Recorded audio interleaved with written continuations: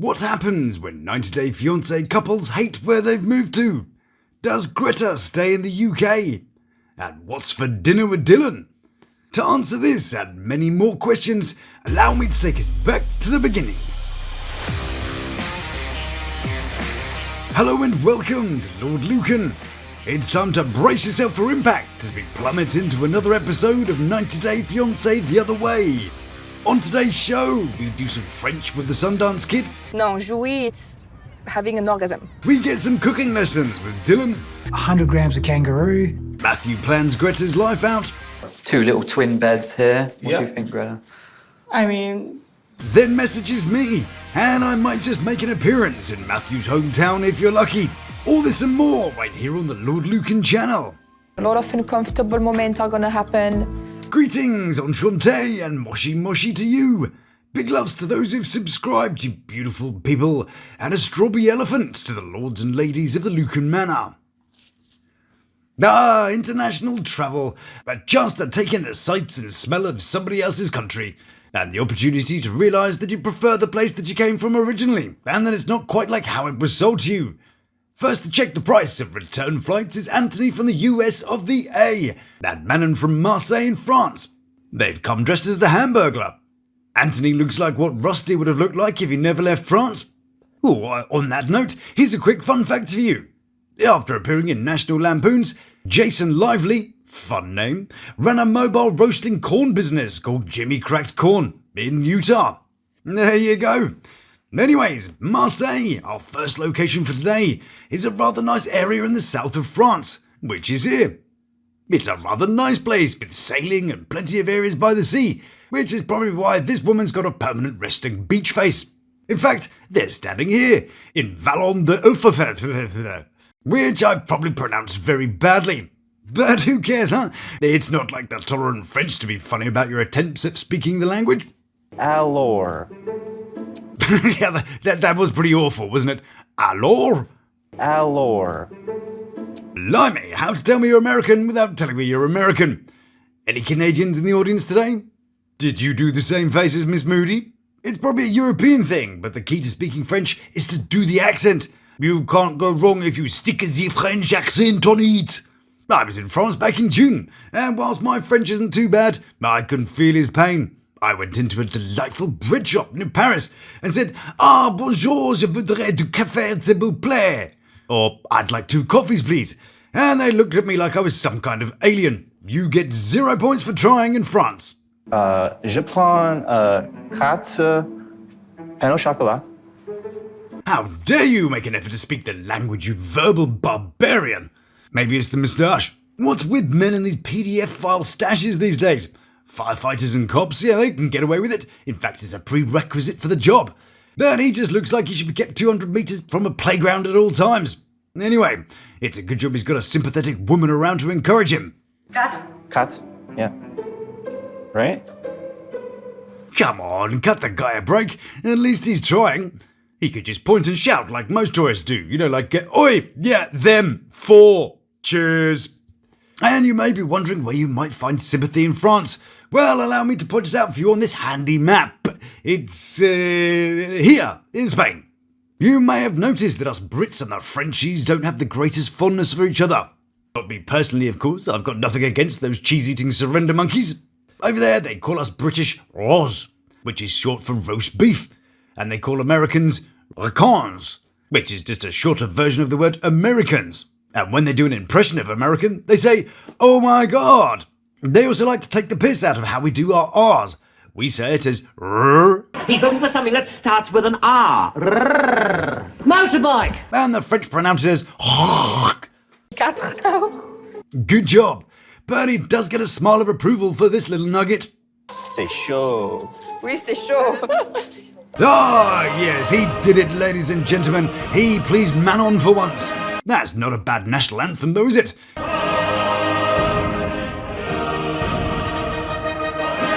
If I was writing a rousing anthem, I'd chuck a bunch of cannons and shit in there too. Yay, cannons! But I like him speaking his version of French, it's fun. But you have to remember, in France there's no interpretation, you just say mostly what you mean. C'est merci, bonne journée. Merci. Bonne journée. À tout à l'heure. No, not tout à l'heure, no. For sure. And so the woman thinks he actually wants to meet her later. An idea she's clearly thrilled about. Now I'll stop talking about the French language in just a moment. It's probably only entertaining for us Europeans, or the Canadians of course. They'll know what I'm talking about. Let's just do one more. Go play, dude. Allez, jouer. No, jouer, it's something else. Play. I think it means joue or jouer, to play, because jouer means... Having an orgasm. Another tip is that if you are in French-speaking lands and you ask for a preservative, you'll get one of these. Here are some other words that internationally can get you into trouble. In Japan, Siri means butt, so hey Siri has quite another meaning.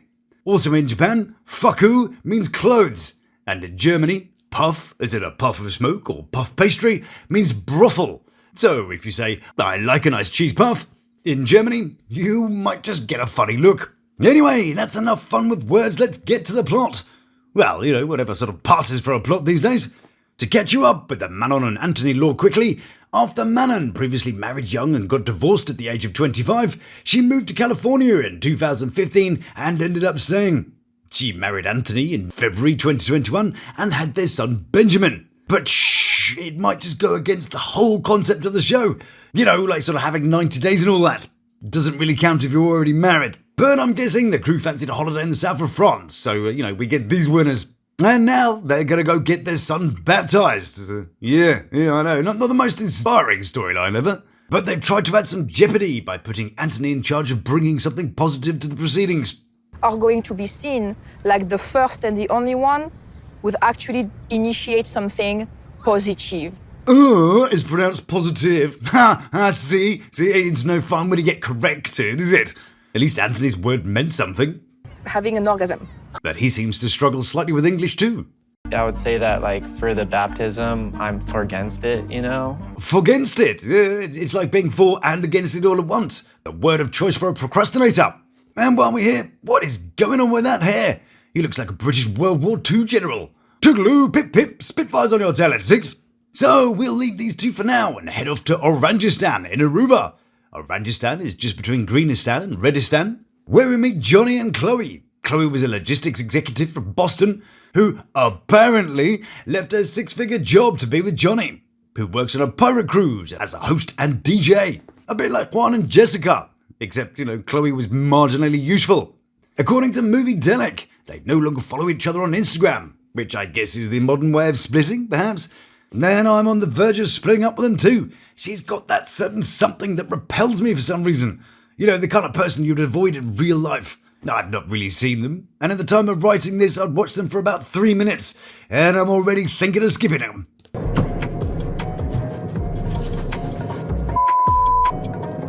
Yeah, Door, not being as accommodating as you wanted you to be. I'm quite literally going to give these 2 more minutes to be less irritating, and then I'm off. And I'm not the only one. Self-confessed arsehole thinks. She's an asshole. So you'll be able to tell if they managed it if the scene cuts off the Tassie. That's in between the place with all the killer insects and Lord of the Rings. Tasmania, or Tassie, is pretty cool. You can go skiing here in the morning, then go into the rainforest here in the afternoon. And today, Pattiya has just arrived at Dylan's house. Oh, it's totally different from what I expected. Seriously. Is it? Well, I wonder what she expected. If only we could take a look and see. If only I could locate it so we... Yeah, I've already found it, don't you? You betcha Siri I did. Here we are at Dylan's house, which isn't actually at Launceston, which is fairly typical. They tell you things at one place and then end up in somewhere else, but we'll see more of that later on. Anywho, bad news. Dylan wasn't home when this was taken. How do we know? Well, it's not because his ute wasn't there. It's because he was here in the UK at the time, on his UK and Ireland tour of the show Thunder from Down Under. So, while he's not there, let's have a little snoop around, shall we? I see you tidied up a bit for when the film crew got there. Got rid of those yellowing blinds. He did actually renovate the place so he and Pattiya can live there together. So, what's his sense of style like? I'd say it's going to be something sort of natural. He seems like a bit of an outdoors type. So, maybe plenty of wood, a bit like his stage show. They do say your houses reflect your personality, so let's take a little look, shall we? Oh my gosh, babe, it's super cute. Blimey, well, I guess he doesn't do creature comforts then. Come on, Pattiya, let's go and relax on the, I don't know, wooden chair, perhaps? Or maybe this, that. Yeah, nice. The walls are sort of giving prison, aren't they? With a touch of men's bathroom. Is it really super cute, though? The koala on the wall, yeah, sure, that's moderately cute, isn't it? But I do think she's been generously polite, isn't she? She's not likely to say, oh yeah, it's sort of got all the charm of the inside of a fridge. You did good with the decorating and the plants. Did he? Did you accidentally go next door? But shush me, maybe they're into that minimalistic look, sort of furnished by goodwill. I mean, you don't buy that rocking chair from IKEA, do you? Excuse me, where can I find your antique chairs with pattern that looks like someone's vomited up unripened bananas on it, please? But he has added that personal touch to the fridge. Oh, and you have our pictures up. This is when we first met. Does he just own one black vest? He's wearing the same thing as those pictures as he is now. But I do believe this is the national dress of the Tassie man. Hat, check. Vest, check. Khaki shorts, checkerama. Maybe there's a splash of colour and life in the other rooms. So you ready for the rest of the house tour? Yes. All right. She sounds thrilled. Yes. So, here's the living room, lounge, whatever. Then there's the bathroom, which looks a lot like the front room. She goes over to check the toilet for skid marks. I'm pretty confident he'll pass the toilet inspection, though. He clearly owns a loo brush, and he's pretty well kept, so I don't think he's going to disgrace himself there. Then here's the bedroom. Oh, okay, well, all right. Points for pillow quantity. Okay, you did good with the bed in here. Yeah, that's not too bad. At least something resembles comfort in here. Nice natural light from those windows. Yeah, it's not too bad. So, 1 out of 4 is pretty okay. But hey, she's been travelling for a few thousand miles and she must be starving. Something smells good. I wonder what's for dinner.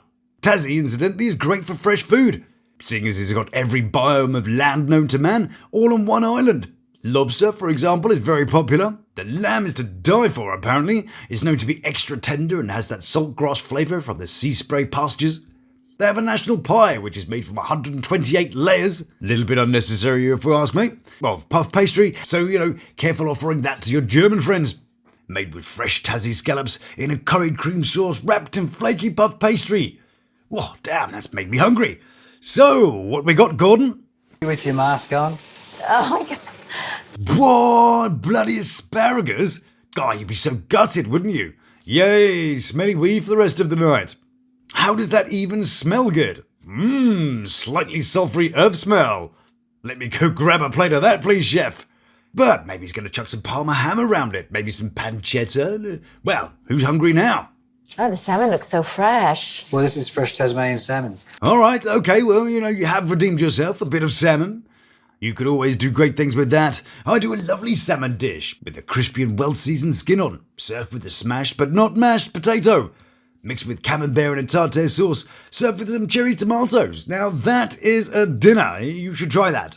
And then you're going to be having 50 grams of asparagus, and you're going to be having 150 grams of brown rice. I'm sitting here with one eyebrows raised. I would show you, but I've grown a beard, and I'm not sure if it suits me or not yet. But so you'll have to take my word for it. I've got an industrial strength side-eye eyebrow combo going on. But here comes disappointment number 2. He's super anal. Anal. About his food.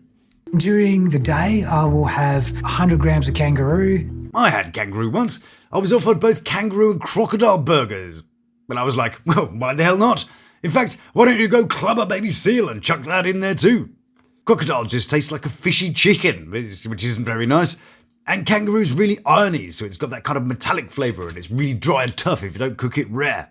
150 grams of brown rice, and then maybe a little bit of broccoli or green beans. I don't care how amazing you might look eating this. I don't want to be punished for eating.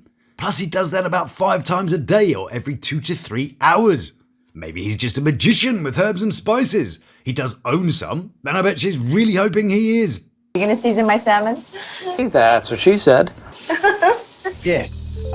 Yeah, seasoned with brown rice and bloody broccoli, probably. He really wasn't going to, though, was he? Even though he's got this whole cupboard with a whole bunch of stuff in it.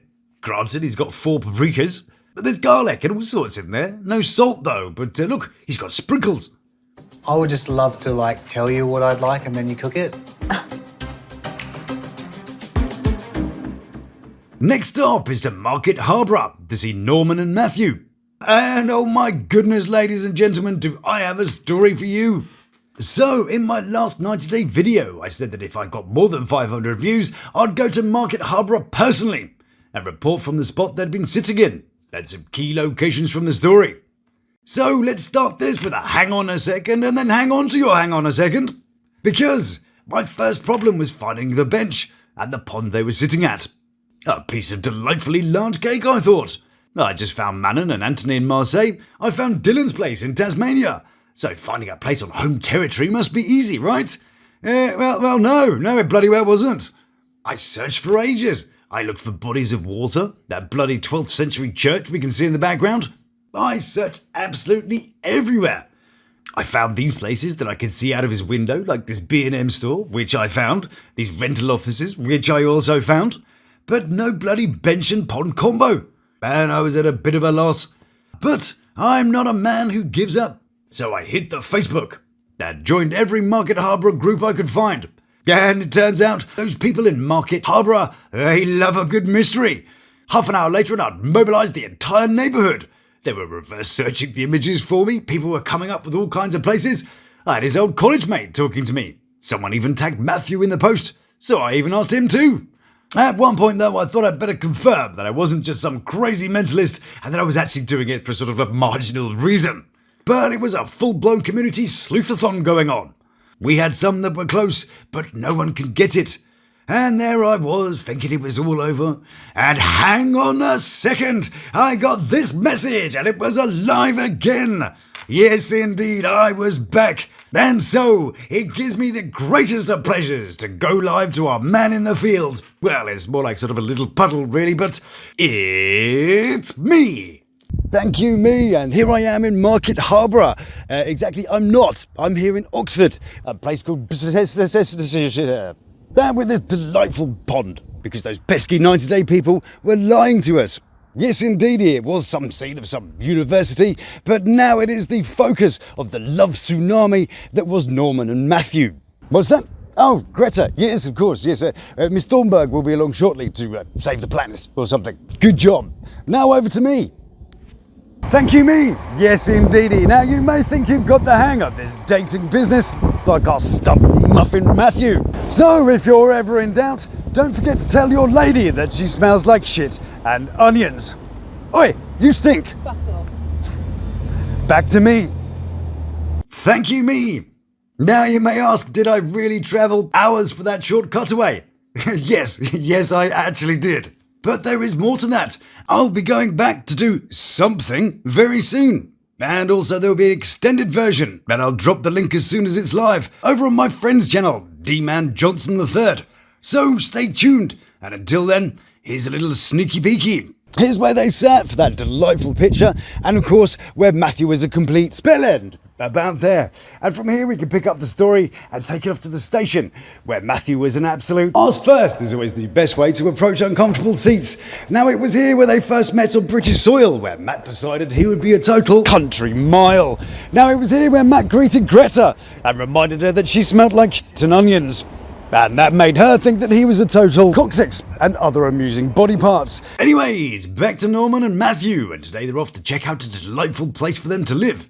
I've arranged for us to see a rental property today. Still giving those John Kramer vibes though, isn't he? And from here we go to a rather delightful 3-bedroom place, and we meet Nigel the estate agent, or realtor as you may call him, who I totally did find, but I can't talk about that for now, which I'll get into in just a moment. Hi, Nigel. I'm okay. Pleasure. How are you okay? Very good, thank you. Really? Did we need subtitles for that? It was probably one of the more coherent parts of the show.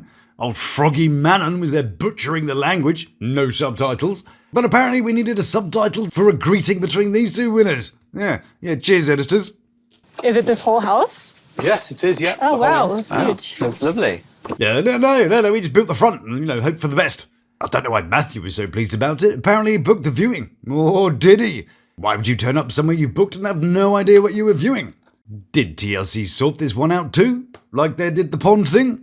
Well, I did find out a few extra things. However, since writing this part, Matthew has been gracious enough to have replied to me, but I've promised to keep some things under wraps for now, as it may give away the ending of his part. Oh, isn't it exciting? Although the suggestion that there is an ending to it pretty much gives away the fact that they split up and she goes back to Norman. Anywho, what a lovely guy though. You know when you can just tell that a guy is sort of soft and a bit genuine? Well, he had that kind of vibe about him. I think he thinks I didn't know where he was though, so I ended my reply to his reply with this. Something or other. Is lovely though, winky face, and then I attached a picture of me sitting in the spot that he sat in that he thinks that I don't know about. Hehe, good job. Anyway. So dual aspects, you got nice light flow through here. Dual aspect? Does that mean it's got 2 windows? This place is decorated with a similar warmth to Dylan's place, but just sort of slightly less toilety. Then it's on with the rest of the tour, and next it's time to see the kitchen. Small. Yeah, nice little English oven. How do you even cook anything in here so small? Here's what he does with it that counts, Norman. Yeah, this is an average oven. That's it. Yeah, it's not small, it's like average. You know, it's just a bit cold in here. It doesn't usually happen to me. I think Matthew was just having flashbacks to their first night together. Yeah, you know, it's not small, it's average size. You know, you're just looking at it wrong. Must be your glasses or something, Thelma. And I do love it when Matthew tries to sound like he knows what he's talking about. This is good. This could be a nice functional area. Yeah, nice bit of functional floor there. Yeah, doing a bit of flooring. Yeah. It's all quite functional when there's nothing in it though, isn't it? I find that my house has a lot of dysfunctional things in it, personally. Then it's off to see where all the magic happens. Well, you know, as long as the magic is chillier than David Blaine's frosty bits. So then we went to the principal bedroom. Bright, spacious room. You could have put your bed here. What happened to the windows? Did Warwick Davis used to live there? As long as it's just your knees that want to look out the window, then yeah, great. But that window's fine apparently, because Norman's got bigger things on her mind. That is not the oven. I did not envision this 3-bedroom house meant for a family with multiple kids. Oh, I see. So the oven's too small, but the house is too big now. I must ask you though, my dear viewer, does it look small to you? Do we have small ovens in the UK? I think I'm experiencing oven impotence. I also think Matthew is angling for a job as an estate agent realtor type person, as he seems to be constantly doing the whole, ooh, imagine this routine, like they do to sell you a house. I think it would make an excellent kids' bedroom as well. It would, Having definitely. 2 little twin beds here. What do you think, Greta? I mean... Did he actually mean that though? I'm not entirely sure. I think his mouth is connected directly to his thoughts, and what he says doesn't pass through the old filter before it leaves his face. All of which seems to have alienated Norman to the point that she feels like she doesn't have control over her own future. And just maybe that's too much, too soon, and just might end up being a bit too breaky-uppy. Possibly. Yeah, she's totally gonna get smothered and leave.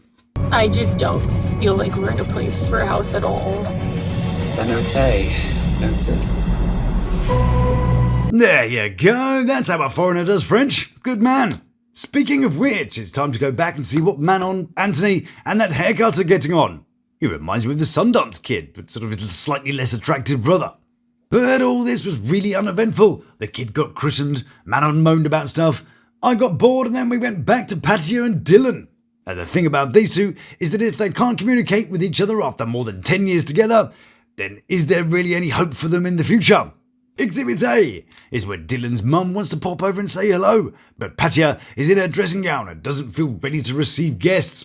Babe, I haven't When seen she her saw in you, the years. I first wanna time she look saw you in appropriate. Hawaii. Blimey, can't they talk one at a time? It's already in our Yes, business she's my already. beautiful I just darling. got here. You're great. No, guess not. But hey look, he's not wearing his black vest today. Must be a special occasion. Well, sort of, kind of. His mum is coming round, totally coincidentally, of course, you know, totally wasn't prearranged at all. Well, I say it wasn't prearranged. I think everybody knew except Pattiya, who kind of looks the same age as Dylan's mum. I wonder if Dylan is one of those mummy boys who has a taste for their older women because they love their mummy a little bit too much. I really hope she's happy to share Dylan with me. Then Dylan's there, oblivious, checking out his woman's boobies. Is it a bit too much, or is that just me? I've never been very close to my mother. I had to teach her how to say I love you. But this is all a bit too close for my sensibilities. He's like nearly 40. But then maybe he's her only son, and maybe there's no one else in the family. So she holds on to him very, very tightly. So I'm not going to judge just in case there's some kind of deep-seated family trauma that she hasn't processed. But I'll be keeping my eye on you, Missy. So the conversation flows. Yeah. Yeah, we're gonna... Good job. So the war of niceness ensues. A duel of decency, an oppositional out-nicing. So what do you think of the pad? Isn't it fab? It is. Empty, bathroomy, got all the appeal of asparagus and brown rice. It's got all the expression of Dylan's face. Have you ever noticed that it never changes? For example, as I'm watching, I tend to grab screenshots when they pull a funny thumbnail type face. Pattiya, for example, has had some fun ones this episode, like this and this. Whereas, here's Dylan when he's happy, Dylan when he's angry, Dylan when he's disappointed at Pattiya's spelling habits, then Dylan at the tense scene ending bit. Well then, what happens next? Will Norman bother hanging around to find out what other people have planned for her life? Will tension mount between Pattiya and Dylan's mum? And will Anthony sort that hair fiasco out? Well, to find out, I'll hope you join me for more adventures next time. Thank you so much for joining me, and I hope you'll come back and do it all again soon. So, if you like what I do, then please do like, subscribe, and check out one of these little beauties. So until we meet again, stay beautiful, love to my three, and you take care of yourself. Please subscribe now for a play. Thank you.